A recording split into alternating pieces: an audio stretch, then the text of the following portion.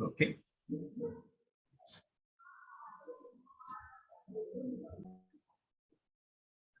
So Bhagavad Gita itself is a mysterious, mystical subject matter.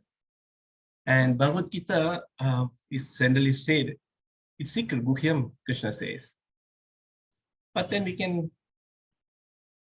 ask, how is it Guhyam? How is it secret? Guhyam means secret. How is it secret? When we distribute books millions, we distribute in bus stops, stations, airports, and it's everywhere, it's available. Still, it's called the secret. Why is it so? How can it be a secret? Well, it's an open secret. We call it open secret. It's secret, open, but still it's Guhyam secret.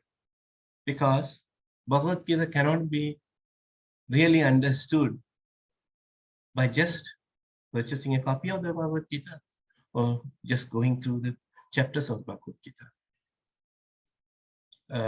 His Holiness Radhanath Swami Maharaj, I don't know how many of you know him.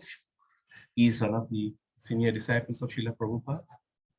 Maharaj very beautifully mentioned in one of the classes that to read Bhagavad Gita, to have the opportunity to have a copy of the Bhagavad Gita and to go through it and even memorizing the shlokas of Bhagavad Gita. For this only you have to have good karma. If you have good karma, you can have Bhagavad Gita and go through Bhagavad Gita, even memorize all the shlokas of Bhagavad Gita. This is you need only good karma. But to comprehend Bhagavad Gita, to inculcate the teachings of Bhagavad Gita, and to follow the Bhagavad Gita, you need two things. One is mercy, and the second is blessings, kripa and ashirvad. Only through these two things you can inculcate the teachings of Bhagavad Gita, not otherwise. It is very important to understand the Bhagavad Gita as it is. That's why it is said, Guhyam, secret. Now, if you understand, there are three kinds of siddhis are there, siddhas are there.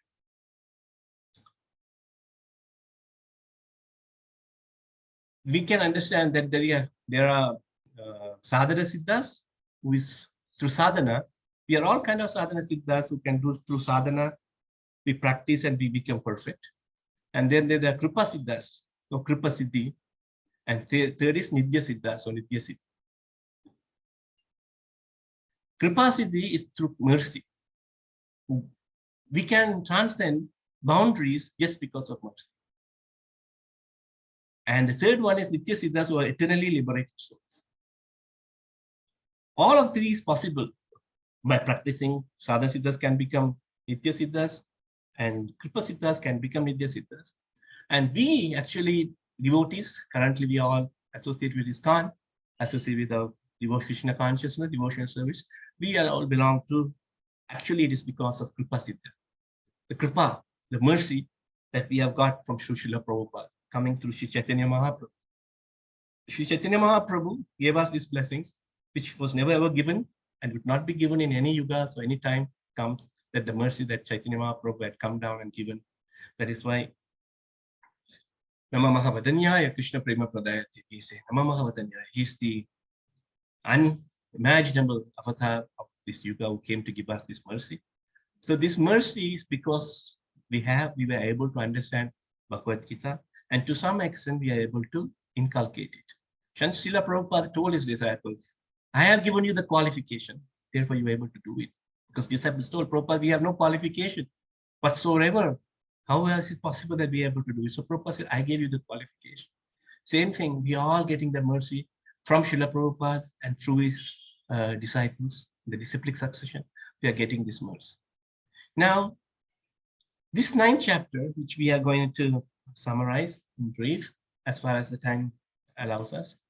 So this is a very important chapter. If you see in the Bhagavad Gita, the all 18 chapters are in itself very important, and they are confidential. As we have just mentioned about Bhagavad Gita being an open secret, still it cannot be understood unless we have the mercy and blessings of sadhus and Guru.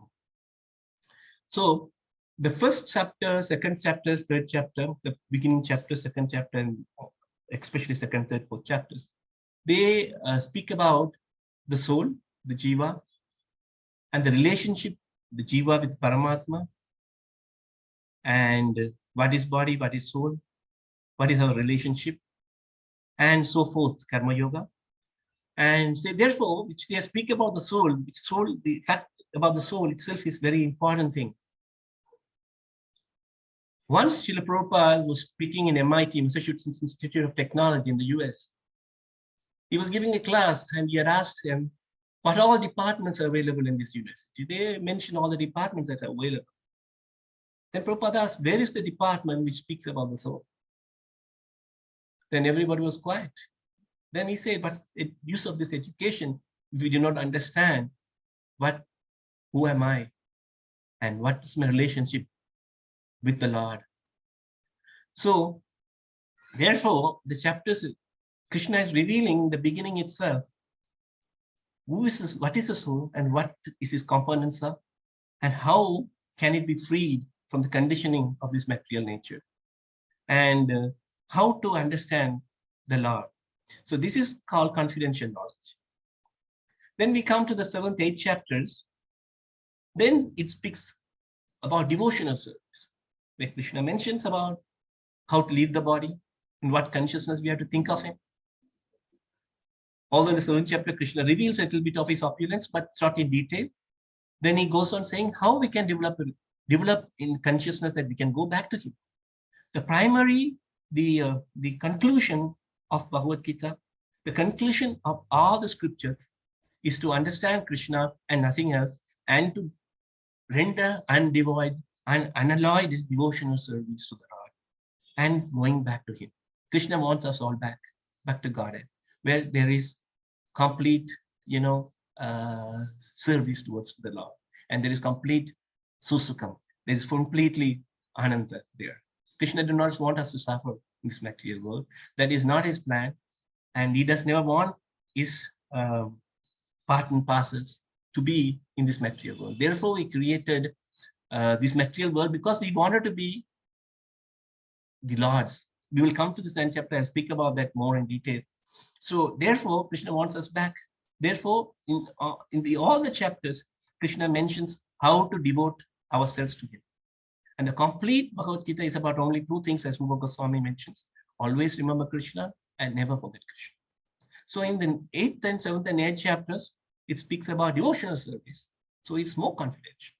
First, it speaks about the soul in the first 5 chapters. So it's confidential. And the 7th, 8th chapter speaks about devotional service. So it's more confidential. And the 9th chapter speaks about Krishna's opulences. Krishna starts to speak about himself. He's declaring who I am, who he is, what he is, and how he could be understood.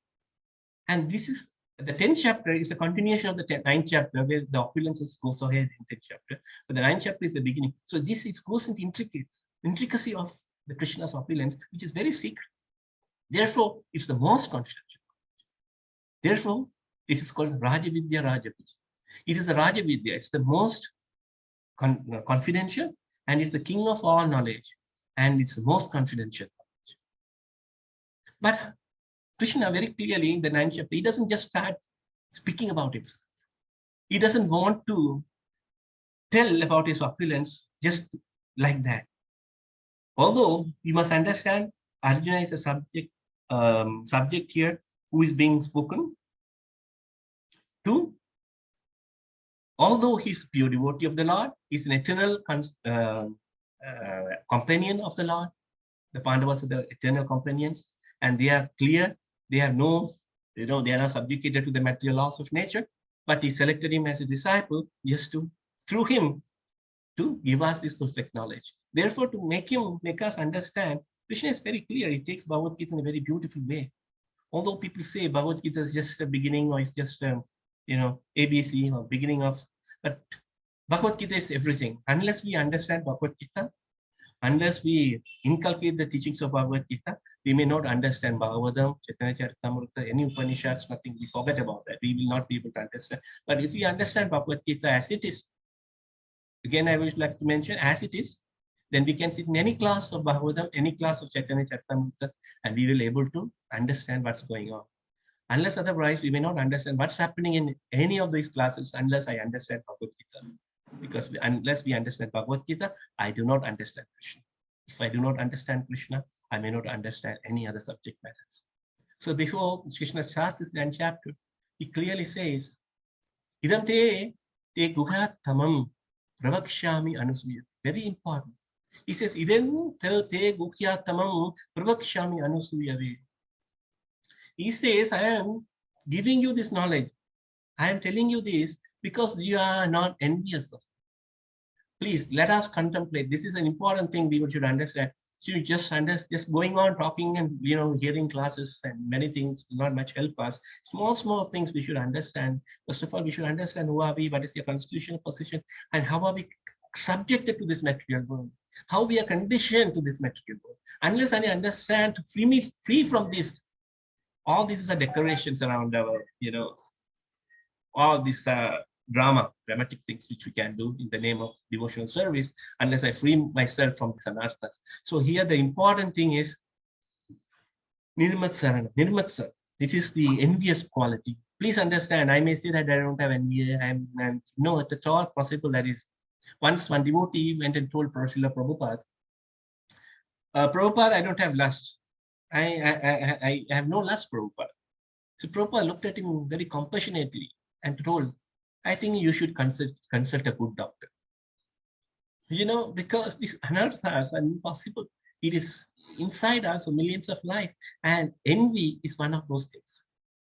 Envy is very deep rooted inside our hearts. It may be, in different percentage in different people, but the biggest envy that we have is against Krishna. The biggest envy that we show is that we oppress or we challenge Lord Krishna's existence. Therefore, Krishna has to take us to a lot of chapters explaining. And here when he comes to the most confidential knowledge, he says, Prabhakshami Anusuyave, Arjuna, you are not envious. And this envious thing is being very clearly mentioned because of envy of Krishna, we had come down to this material world. We wanted to be Krishna. When we worship Krishna, when we see gopis with Krishna, we don't want to inculcate the qualities of gopis. May I become a gopi to serve Krishna? But we wanted to be Krishna. We think, oh, one way is to be Krishna so we can enjoy. So this is subtly or grossly, it is there inside our heart. And it is deep-rooted disease. When we go, it is a terminal problem. When we have a terminal illness, terminal disease, it's a deep-rooted, we have to get cured of it. I cannot just deny that it is there. It is deep-rooted, and this envy is there. In the first canto of Srimad Bhagavatam, the second verse, also it's mentioned, Dharma projita kaitva atra paramo nirmat saranam satam. It says nirmat saranam satam. It's very clearly mentioned by the second verse, immediately after obeisance to Vasudev, in the first verse of Srimad Bhagavatam. The second verse, Vyasadeva quotes is Dharma projita kaitva atra paramo nirmat saranam satam. That completely people rejecting all religious activities which are materially motivated. And he says that this Bhagavata Prana propounds the highest truth. Srimad Bhagavatam is actually the Prana. It's Amalam, Yat Vaishnavanam Priyam. It's the most dearest Prana for the Vaishnavas. And he mentions very clearly, which is understandable by those devotees who are fully pure in heart. It can be only understood by the devotees who are pure in heart. That means are free from envy. Envy is the main cause, as we discussed. Actually, also Krishna mentions in the 18th chapter 6-7, Idam te na tapaskaya na bhaktaya kadachana na cha shushave vachyam na cha mam yo abasuyati. He says in this confession of knowledge, he says that at the end of the Bhagavad Gita, he says, yes, you can explain this. Please, it's very dear to me, those who experience this knowledge to everyone. But do not explain this to those who are not austere or devoted or in engaged devotion service, not to one who is envious of. Do not give this knowledge to those who are envious of. So see, again and again, this envious mentality, Krishna says, because although Krishna is very kind, nobody can be kinder, nobody can be lovable than the Lord. But the Lord is very cautious because here, Krishna is beyond, is Avyakta, is Ajita, is Ajay, is beyond the material modes, is beyond the modes of nature, and nobody can. I mean, he's not under the modes of nature, so nothing can affect him. But we as preachers, we as following the devotional service, should be aware of what the consequence of preaching to such people or trying to establish a relationship with such people who will be only accusing or abusing the Lord. So this is very important. Envy is a big subject matter, and envy actually says 4 stages: avagya, upeksha, dvesha, ninda, like that. It goes on. There's a 4 stages, and it's itself a class. A full class can be given only on the envy in envy. So that we're not going to discuss in detail about that. But the Krishna what wants to say is, now I'm telling you this because you are not envious of.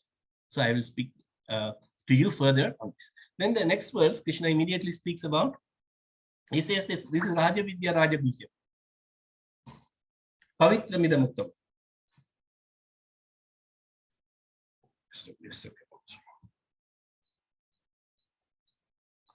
Yes, my mouse is not working. So in next verse, immediately Krishna goes on speaking about, says this knowledge of is the king of education. He says this can be perceivable. This is not something that we imagine or we concoct, but it is something that I can perceive it. This knowledge, and it is everlasting and is joyfully performed. So this knowledge, Krishna before saying that, he says that this knowledge can be understood by only those who are not envious, and then he says this knowledge is very easy to perform for those who are not envious, and it gives lots of happiness inside that. Then in 9.3 he starts to say, again he comes to the point of who should be given, who can be following this knowledge. And then Ashradada Nagapurusha Dharmasya Arantapa Aprapyam Navartante Murti Samsara. Then he says that those who are this knowledge, those who are not faithful in this devotional service cannot attain me or conquer of enemies. Therefore, they return to the path of birth and death in this material world.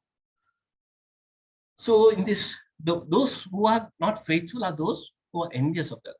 So again, the Lord comes and says that, oh Arjuna, those who are not faithful in this knowledge, which I'm going to tell you, going to speak to you further, are not sincere in the attitude. They are envious of me. So in the pursuit, they will not be able to understand the perfection of religion.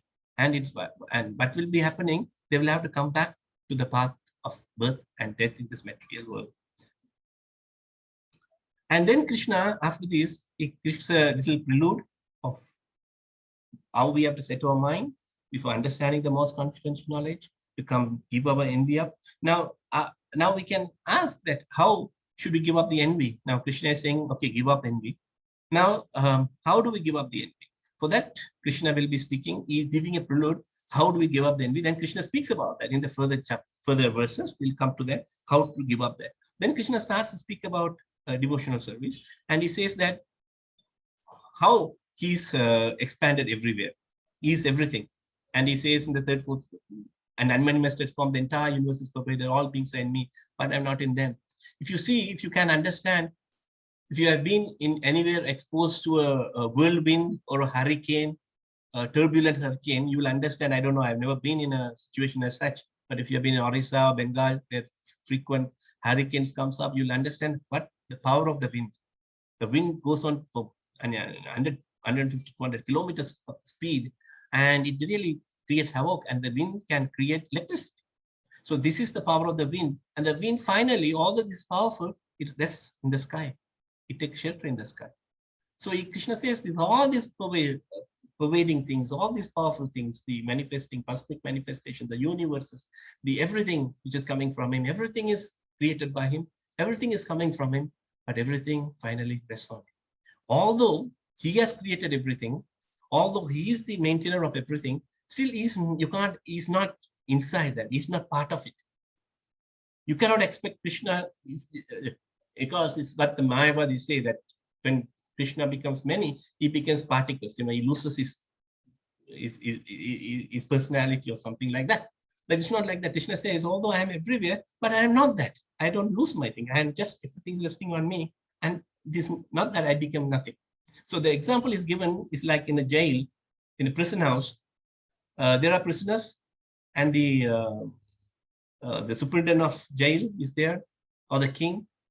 He's also there. He comes there. The superintendent comes in the jail. He maintains the jail. He's inside the jail. He visits the jailers.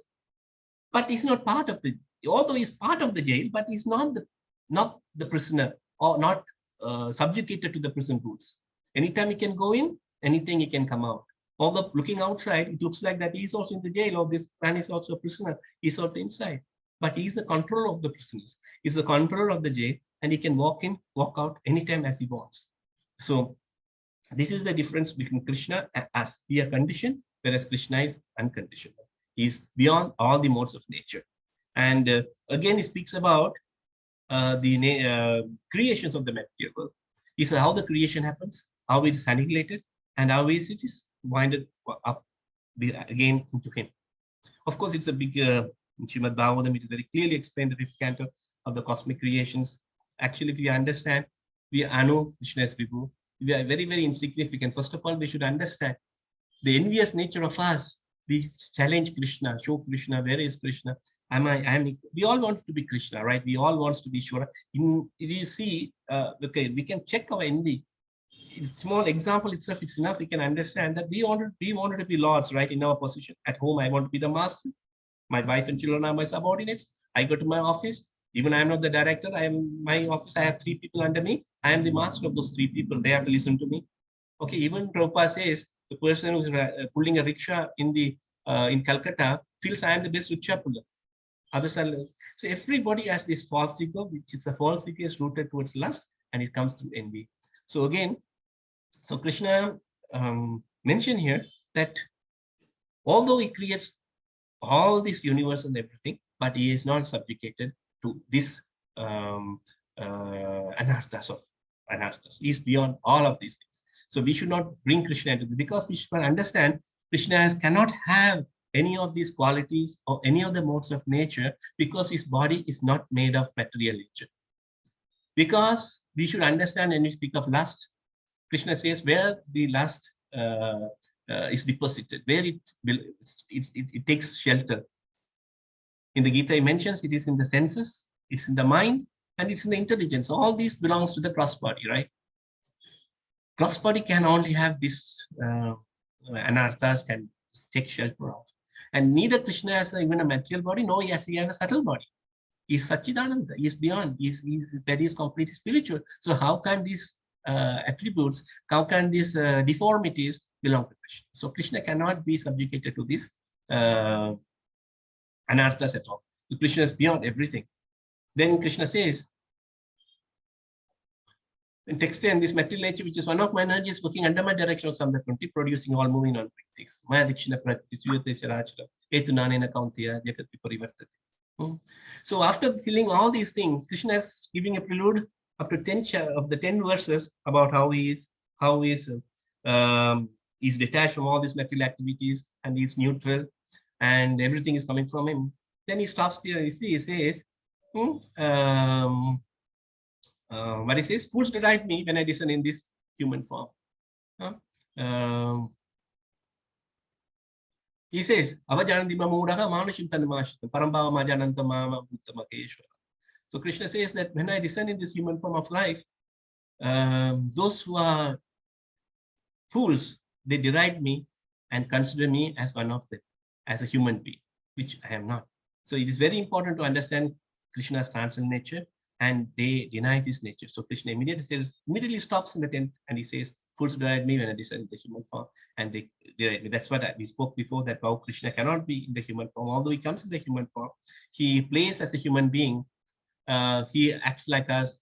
He's fear when Mother Yashoda binds him, he cries, and he's dancing with the gopis, and he steals butter. He's like a human being doing all these things, but we understand he's not there.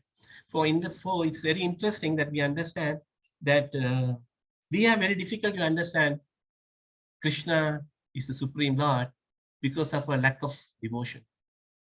But the gopis, but the Vrajavasis also cannot understand Krishna, the Supreme Lord, because of their unalloyed devotion. They have too much devotion, they cannot understand. They are not wanting to understand. And we have no devotion, therefore we are not to understand Krishna. This is the two, paradigm of two different poles of our devotional service. So Krishna speaks this. And then he goes on saying in the text, well, those who are not thus bewildered, attracted by demoniac attitudes in the deluded condition, their hopes for liberation, the fruitive activities in the culture of knowledge, all defeated. So when we become envious of Krishna, when we become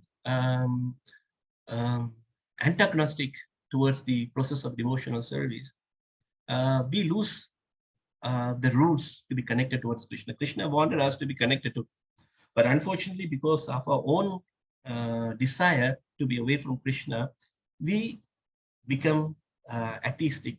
And in the deluded condition, all our desire or pursuits towards liberation, productive activities, and culture of knowledge all are defeated.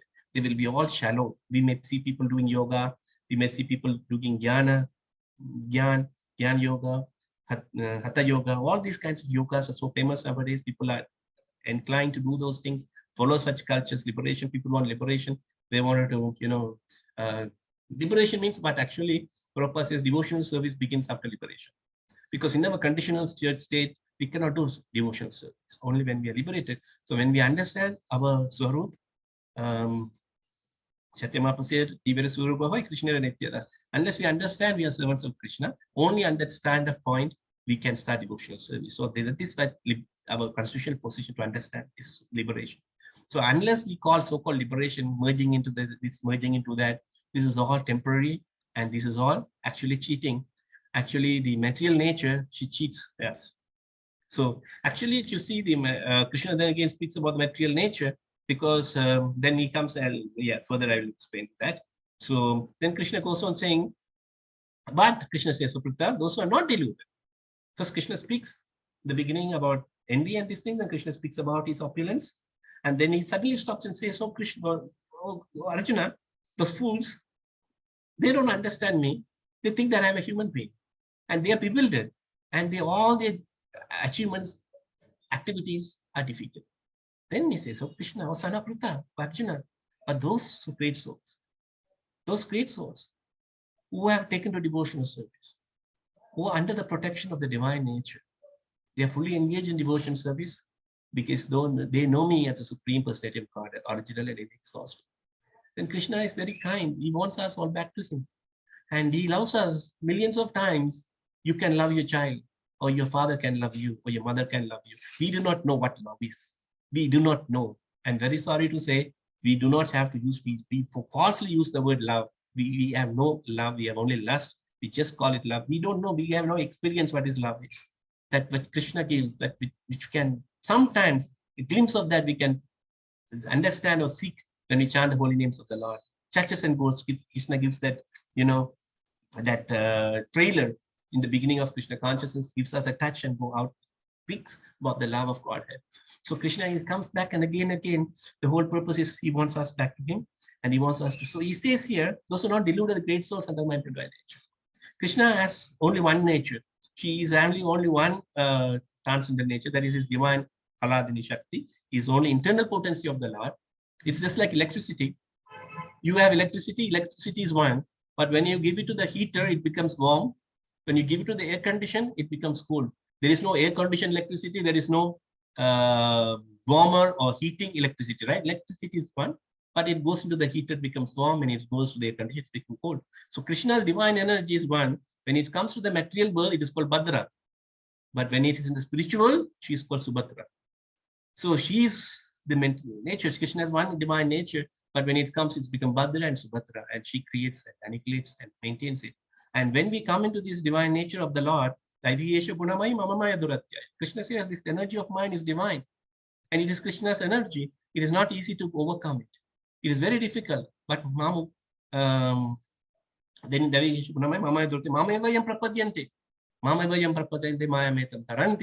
Krishna says that yes, this nature is very difficult to overcome because it is my quality, my nature. Unless until you surrender to me, you look, because Maya in Srimad Bhagavatam, you can see that Maya stands behind Krishna. Only a shadow. She never come in front of Krishna. She never comes in front of Krishna. So unless until we surrender to Krishna, look about him, then it is very difficult to overcome the nature. Then Krishna speaks about it. It's difficult. Krishna understands this. It is very difficult to overcome this nature because we are prone to this nature for many millions of lives. We have been dwelling inside this material nature and being blooming inside this nature. And it is now in one lifetime, it's very difficult to understand. Although by I said you by capacity, by the mercy of Srila Prabhupada, we have nothing to be proud of. Oh, I am this and this. Now I know the Shastras. Now I can give a class. Now I know this. There's nothing to proud of it. Please understand. Please understand what you were, what we were, and what I am, what is my conditioning nature. Suddenly, I'm not become a great personality. I'm not a. Let us be humble and understand our real nature. Only by understanding our real position can we become the receptors of the mercy further and further. The water always flows from top to bottom, never down to bottom. Unless until we want to get the mercy, we have to bend down, we have to be humble. Our knowledge is insignificant. Our wealth is insignificant. Our positions are very insignificant. What are we even compared to? Look at, even in the material world, our positions, our wealth, our knowledge is insignificant to those who are in the other parts. Or there are people much, much, much higher than we know. They have wealth more than we have, the knowledge we have. What to speak of the other planets, the demigods? We have nothing. We are very insignificant. We are very small. But still, because of our envy, because of our pride, we try to think that bring Krishna to our level. What to speak of demigods? What to speak about the greatest demigods? They're all worshipping the Supreme Lord Sri Krishna, from whom everything comes out. Even the Narayan comes from Krishna. The Vishnu forms come from Krishna. All the Purusha avatars come from Krishna, Leela avatars, Shakti Vaishya avatars, all avatars are coming from the Supreme Lord. And he is telling this, that everything is coming from me. But those who are fools deride me and don't understand me as the Supreme of all. Then further, he says, always chanting my glorious entering with great determination, bowing down before me, these graceful perpetually worship me with devotion. So Krishna goes on speaking here, my verse was first, then he starts to explain that people worship in different ways, some through knowledge, some through yoga, some through devotion. They have all the particular, because everyone, according to our previous habits or previous, karma, we are attached to particular things. Somebody is interested in reading, somebody is interested in deity worship. That is very nice. We can do that. Even though everything can be engaged in Krishna's service, but it should be towards the Lord's service, towards Lord Krishna's service. Otherwise, if we do all things in the best way we can, the best deity worship, the best yoga system, the best giving classes, but if it's not devoted towards the Lord Sri Krishna, then that is all Shiva Eva Hi Kevala. This will be all useless. So Krishna goes on telling this 9th chapter about, again, he starts to speak about his opulence. So sometimes, because of our envy, I have heard people saying, why is that Krishna speaks about this? I am this, I am that. Surrender unto me, worship me. He says, give obeisance to me. Hama, it must be the last thing how a person can tell like this. In the material world, it's considered as the egoistic fellow, right? If anybody says that, you must worship me. Give me everything, surrender unto me. Yes, it is for us, because again, this is the quality of envy, because we wanted to be the center of all attraction. For example, I'll tell you, a person is going to a school to meet the principal. He's going to meet the principal, and he's looking for the principal, and by somehow coincidence, the principal walks in front. And the parent asks the principal, sir, I want you, because the parent doesn't know who is the principal, and he asks the principal, sir, may I know, I want to meet the principal, where should I meet? The principal says, sir, well, I am the principal. Come on, I'll meet you. Oh, will he say by a humility, I don't know who is the principal, maybe, because he's humble, he don't want to say, is it right? He must be a fool. He must be a lunatic case if he says like that. He has to say, I am the principal. So Krishna has to say, I am the Lord. Because we don't know, we are mad people. We are already sick. We are mentally retarded in this material world. We are fallen into this material world because of our mental conditions. We are against Lord Sri Krishna. We are against the supremacy of the Lord. And Krishna has to come, and we put it in a hospital, in a lunatic asylum. We have to give treatment. Somebody has to be electrocuted. Somebody has to be tied up. Somebody has to be beaten. So different treatments have been given to the different people. Sometimes I kind of IV drugs has to be given. So it depends on the case. of the severity they have to give. So Krishna has to come and challenge us, tell us, yes, yes, yes, listen, listen. You have to come out of the anarthas. I am the supreme. So Krishna says I'm going on in this. So then Krishna speaks, I am the sustainer, the master, the witness of the abode, the refuge, and the most dear friend. I am the creation, annihilation, everything Krishna says. I am the resting place and the eternal. Arjuna, I give heat and I withhold, send the fourth train. I'm immortality and I'm also the death person if I both spirit and my train me. So Krishna says, I am death. Finally, if people do not understand Krishna, Krishna is very merciful. He comes to everyone. He's very kind. He will come to the devotee. He appears as Shyamasundar. And for the miscreants, for the atheists, he appears as Mrityu. He comes as death. He comes to everyone, but in a different form. So it depends on us which form we would like to ask Krishna to come. Although Krishna is very kind, he has to reciprocate accordingly. I reciprocate accordingly to how you look at it. And then he goes on saying 20th verses, 21 accordingly, that those who seek. Actually, Krishna wants to say here that, listen, you have, because of your acquired different potencies, different desires, you have come to this material world. I understand. You may not be able to understand me or accept me fully. So you are worshipping different things. You are worshipping yagyas. You are doing so many yagyas. And you are studying the Vedas and following the Karma Kandya portions of how to go to the heavenly planets and do all these things. But please understand, none of the demigods, maybe be Indra, maybe Lord Shiva, or Brahma, nobody can give you benediction unless I give you. So you worship the demigods for temporary results. People are very addicted. Sometimes people are afraid, actually fearful, worshipping Krishna because they feel that Krishna means, oh, Krishna will take away everything from us. Please understand, Krishna does not need anything from us. What can you give to Krishna? Krishna has everything he has. So he doesn't need anything, and people are fear that Krishna. So Krishna explains here, although you go to the demigods, you pray for them for some benediction, it is I who can give them the benediction. It's because of me, but your worship is wrong because you go it indirectly. Rather, why don't you come directly to me? Why do you want to find an indirect way? It's like giving bribe. Bribe is actually a crime. So don't do that. Come to me directly. So he says that those who pray and worship the Lord, demigods, they go to the heavenly planets. Then what happens? Then it's just like going to a foreign country as a tourist. You go with $10,000 to a foreign country. You go there, as soon as your $10,000 are over, you'll be kicked out of the country because they don't want you there. You have finished money, come back. So once your pious activities are over, your days are calculated. And it's very interesting how the demigods, they fall down back into the material world. So anyway, I'm not going into the detail. So you come back to the spirit material world, again born back in different species of life or different in different families. You go up and down just like a merry-go-round, ferry wheel, up and down according to our karmic reactions. So those who are devotees of other gods and worship them with faith actually worship me alone. Or Sarna Kunti, but they don't, that's the wrong way. And Krishna says again in 24, I'm the only enjoyer and master for sacrifices. Therefore, those who do not recognize my true nature, transcendental nature, fall down. Yeah, they've had to come down. Material nature forces you because the Prakriti, that in material nature, is very stringent.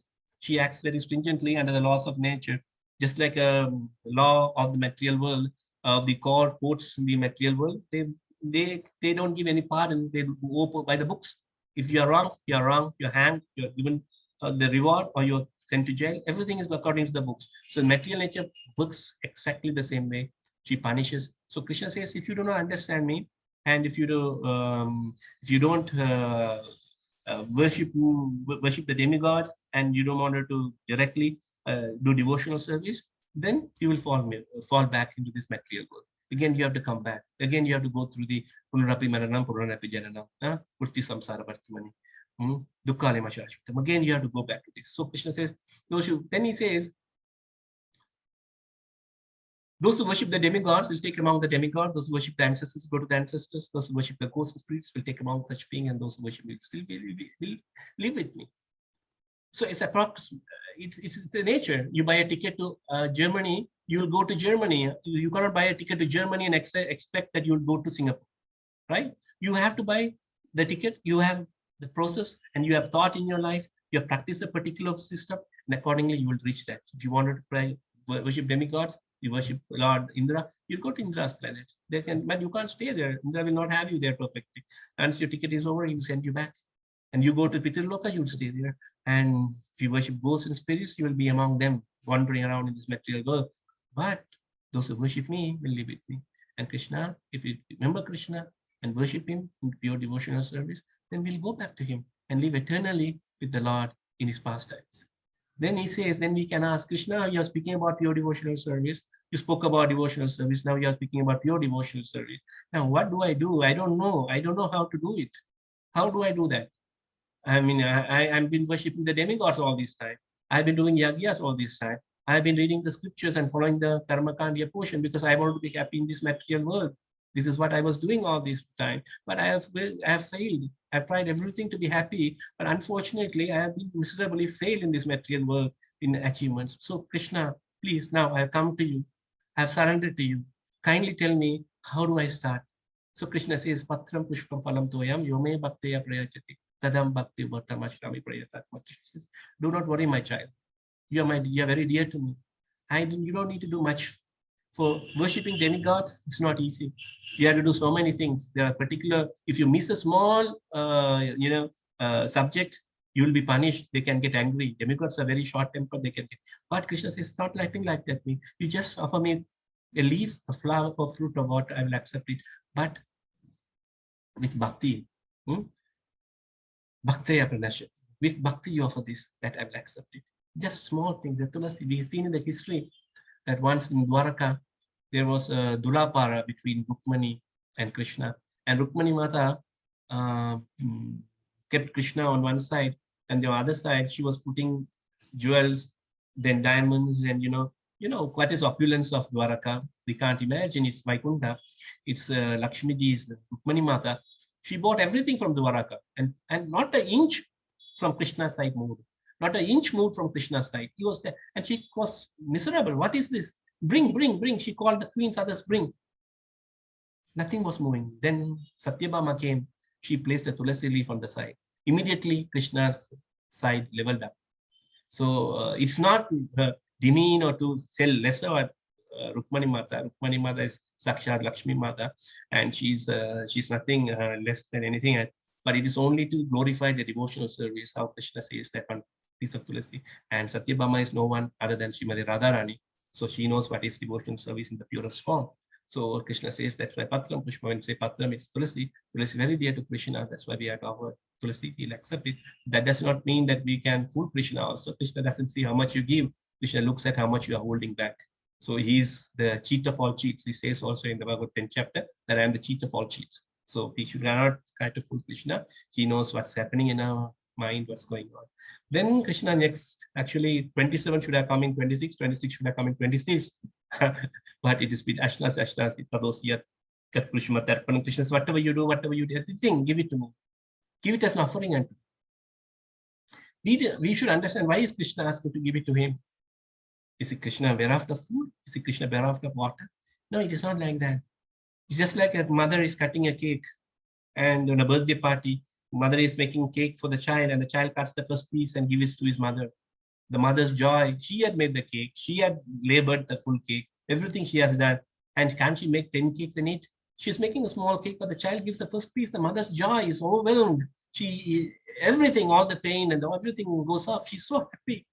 So Krishna is like that. You should understand, Vaikuntha, there are millions of queens serving Lord Narayan. And every time, the mornings or in the afternoons, whatever, they sweep the floor. They sweep the floor. There is not a peck of dust in Vaikuntha. There's not a peck of dust. Still they sweep. Why? Just to get a glimpse of attention from Narayan. It's just his glance towards them. Just to attract his glance, they are sweeping. Thousands and thousands of Lakshmijis. He has nothing to desire. He is fulfilled. He is Purnam. There is nothing. 1 + 1 is 1. 1 - 1 is also 1. That is Krishna. There is nothing lacking. So he is asking to give us just that we show his love towards him. He's just watching. There's a nice story once. I mean, sorry, I don't know. I'm taking time. Madaji, is there more time or it's getting late? Hare Krishna. Madhavi Radhika Madaji.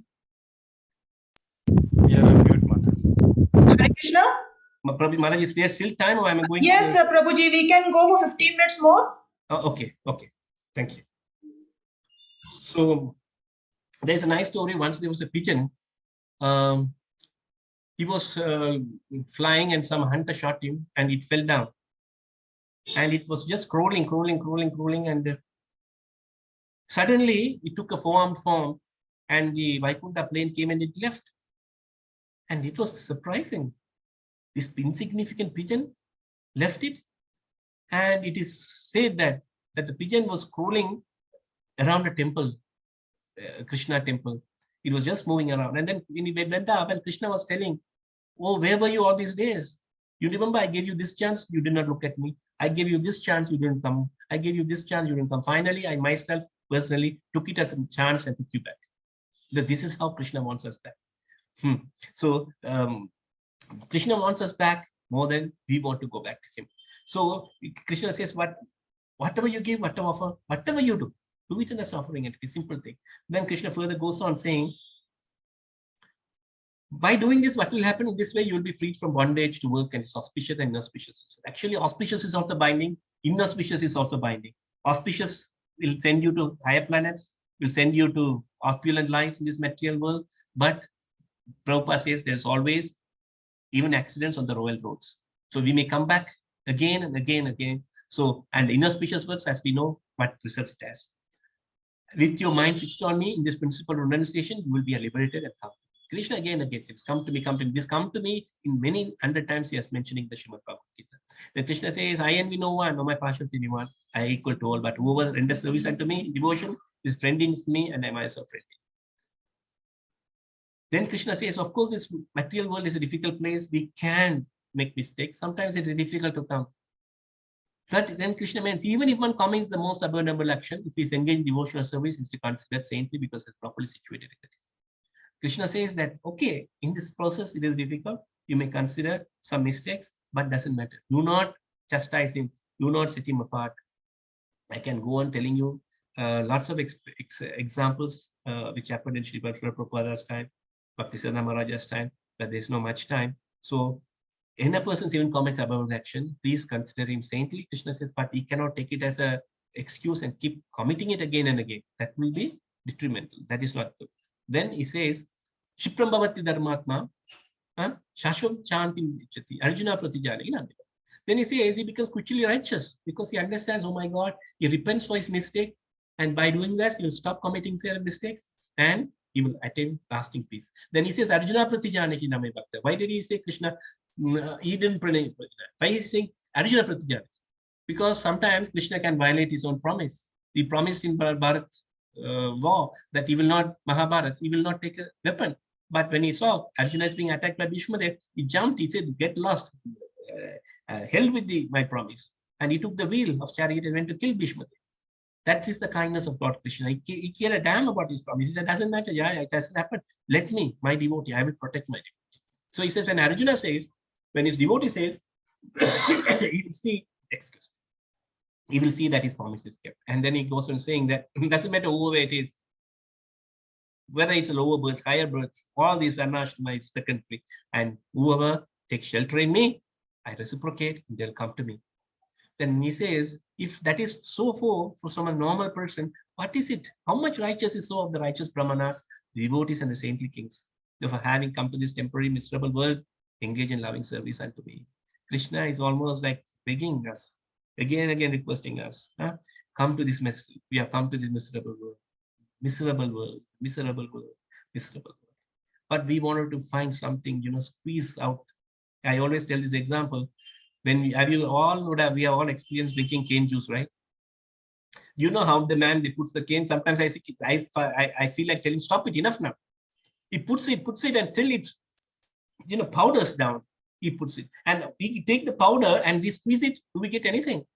That is what we are doing. It we are taking those powder and we are trying to squeeze, and one drop, susukam kartu.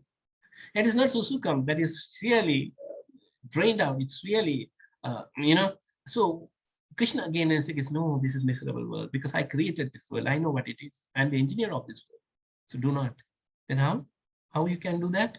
How can you come back to me?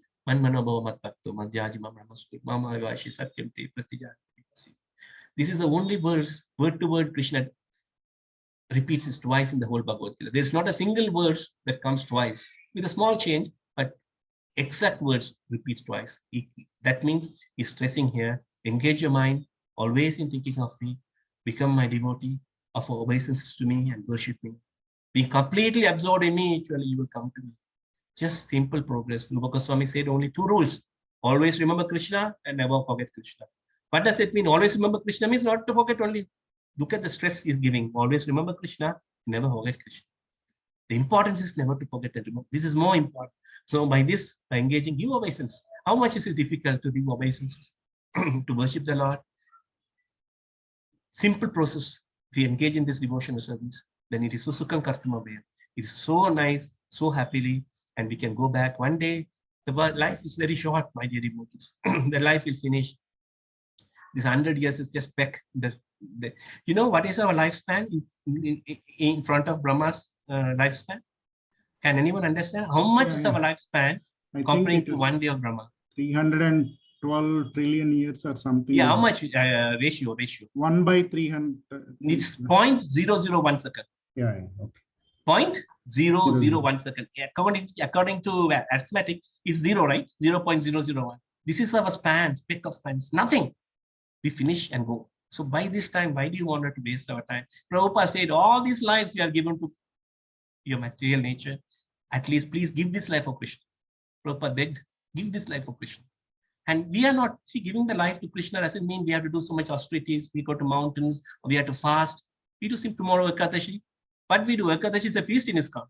In fact, Ekadashi is more celebrated. So we have to do the simple things which will make Krishna is the God who can be easily pleased. But if you thank to full Krishna, then it is also the other way around. But so I thank you so much. I have taken so much of time. Thank you very much for giving me the opportunity to speak on this 9th chapter. I hope I did my whatever bit I could do. And please, I seek all your blessings. So one day I can also engage my mind in the service of the Lord and become my devotee. I'm trying my best. Till now, I have failed to becoming a devotee. But all your blessings, I think one day I can. Thank you very much. Hare Krishna. Hare Krishna, we thank you very much for this wonderful session. If somebody has any questions, they can ask Prabhuji. Hare Krishna, Prabhuji. Thank you so much for the wonderful session. I just have one question. Can you please introduce yourself? Yeah, yes, Prabhuji. My name is Shanmukh Rao. Yes. Yeah. I have been attending Prabhuji's Gita's classes. Yes, please, Prabhu. So I don't know whether it is fully relevant, but I got one doubt after you mentioned. See, we are envious by default with Krishna. And that is the reason we have taken this, but we wanted to live independent of Krishna. So we have been coming to this material world. That's what one point you said. But at the same time, it was also mentioned that Krishna doesn't want to reveal this knowledge, the most confidential knowledge, to the people who are envious. So I think there is a difference between the enviousness, what you are talking about. That is one thing. The second question I have is, in every fools deride me and think that I am an ordinary human being, even though Krishna is transcendental to modes of material nature and transcendental to everything. But in every yuga, Krishna is the supreme Lord. But in every yuga, whenever Lord takes avatars, there are such fools. So, but again, Krishna is saying again and again in Bhagavad Gita that these fools think like this about me. So what is the message Krishna is trying to pass this message to the such fools, or Krishna is trying to pass that message to people who are at least attempting to, coming into Krishna consciousness? Yes, thank you. Yes, first your question is about envy. Yeah, as I mentioned in the beginning, from the topmost blood, from Brahma to the insignificant and all envious of Krishna. Envious in the sense, what we see, envious can be in different degrees. I'm envious of my co-worker. I'm envious of my manager or envious. This is all this all comes from there. It boils down to this level. The biggest envy, as Krishna says, is when you consider Krishna as a human being and consider Krishna that, I want to be Krishna, that I wanted to enjoy on the level of Krishna. This is what it is inside us. That is the reason that we fell down, because we want to be Krishna. The enjoyment, the propensity of enjoyment is that I wanted to be the topmost enjoyer. There's no little bit. I want to be the topmost. This is what we are trying. We can see from the small levels. We are not trying to be the topmost enjoyer. I don't want to be a 10%. But it is not happening. We are failing. That itself understand that there's somebody else who is a supreme enjoyer. So this is the envy. Envy is very subtle. I said there are a lot of levels of envy. It's a deep philosophy. We can speak on that. But envy is simply to understand that we are antagonistic of Krishna. We don't want to worship Krishna. We don't want to accept Krishna as a supreme Lord. The simple envy, if I want to tell you in one word, we do not want to accept as a Krishna as a supreme. This is the simple envy. Others are all secondary subject matters. And the second thing that you are asked is, what Prabhuji, can you please tell me what the second question was? Second question is, such fools who thinks Krishna as an ordinary human being, or Krishna is a supreme Lord, but Lord, there are many other avatars. In every avatar, we see that they don't understand, at least that, like say, even in Rama, many fools don't understand that Rama is an avatar, at least. Though he has never declared Rama like Krishna has said in Bhagavad Gita, but there are, in every avatar, there are such fools and who are envious. And then Krishna is passing this message through Bhagavad Gita. So anyway, the fools are generally, they don't bother about Bhagavad Gita and all that. So what is this, how this message has to be perceived for the people who are practicing Krishna consciousness? Yes. Prabhuji, yes. The question is, please. Yeah. See, there are people who are of the artistic nature, as I mentioned, as envy, and this is both one hand in gloves together. So this message of Krishna, as devotees, for us, it should not be difficult to understand Krishna and to take this process. So to see, as I mentioned in the beginning, to understand Bhagavad Gita, you need mercy and blessings. Without these two components, we can become scholars of Bhagavad Gita.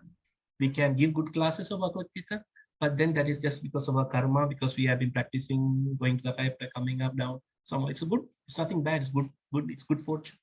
But that's why Krishna in the 4th chapter says that Tadvidi Pranipati, we have to accept a guru. We must accept those who has understood this science of Krishna consciousness. They can impart this knowledge unto you.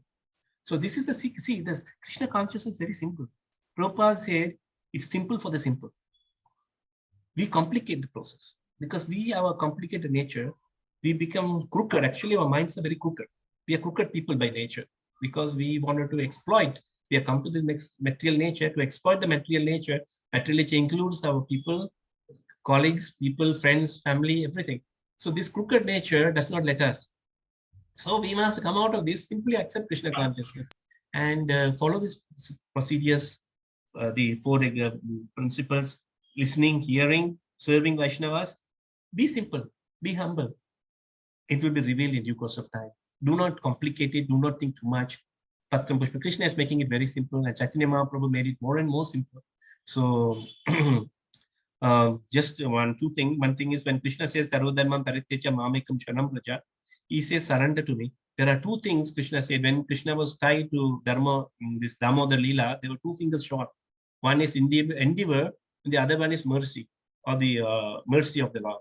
These 2 fingers were short during the Damodar Leela. But when Chaitanya Mahaprabhu came, he removed even one. He said, I'm giving you the mercy, only you endeavor. So it was only 1 finger short during Chaitanya Mahaprabhu's mercy. So we should have, and when Nityananda Prabhu maybe even taking that also towards it. So this is we are in the most sublime yuga where Chaitanya Mahaprabhu has come. So it's easy for us. I hope I could somehow answer you. So that message is not for fools anyway. That I think we should understand we are all fools in one way. So, yes. Any other questions?